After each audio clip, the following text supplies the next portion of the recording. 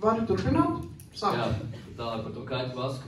Nu, viņš man saka, ka laikam, diemžēl nesnāks radošais speciālists no manis.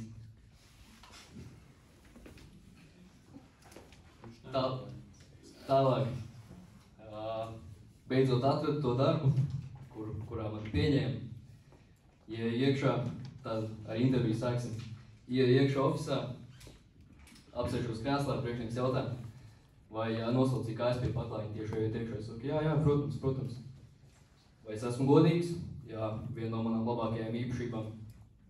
Viņš tāds domīgs, pastās griestos un saka, ka viņam nav paklājiņš pie durvīm. Bet beigās pieņēma. Tālāk es kādu laiciņu jau tur strādāju. Strādāju. Viena tāda gara diena.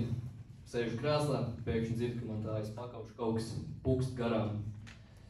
Atliecos krēslā, pastos, un tur iet ezītis ķiverē. Domāju, ka kaut kas nav labi. Es gribu dzirdēt 100 reizes smieklīgāku anekdoti. Es pastos atpakaļ uz datoru, sāku dzirdēt, ka atkal pukst kaut kas. Paskatos atkal pāri plecam, tur iet 100 ezīšu ķiverēs. Paldies! Laiks jau bija pirms tiem 100 ezīšiem, bet gribējās dzirdēt līdz beigām. Paldies! Paldies!